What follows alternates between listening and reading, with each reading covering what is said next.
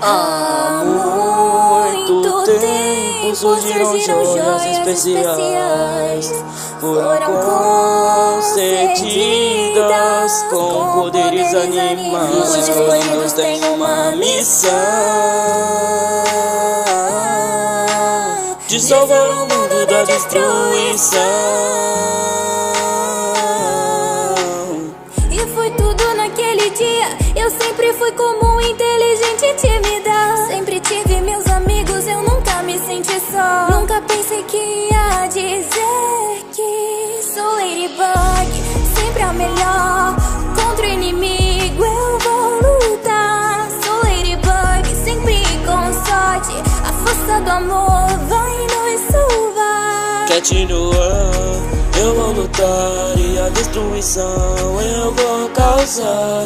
Cat no ar, causo uma sorte, junto dos miraculosos vamos te salvar. Sou Ladybug E Cat no ar, e a sua vida eu vou salvar. Independente das dificuldades nós vamos nos superar. E juntos o Rock Morph vamos derrotar. Mesmo sem saber a sua identidade, o nosso laço é de verdade. Vamos trilhar esse caminho juntos, e juntos nós iremos salvar o mundo. Eu nunca precisei fugir do meu dever, pois como pessoa eu tenho um bom coração. Então agora eu sei o que eu vou fazer, pois eu recebi o miraculoso da destruição. E com a minha dupla o mundo eu vou salvar. Mesmo que pra isso eu tenha que me sacrificar. Perante a possibilidade de morrer, não perco o otimismo diante a mim vire pó.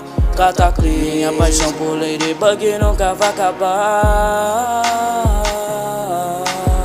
E se for preciso até o fim eu vou lutar.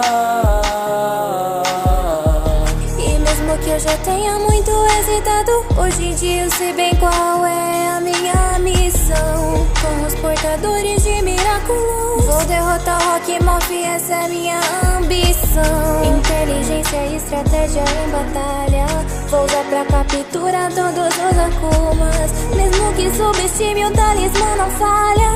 Vou olhar ao redor e eu vou ganhar essa luta.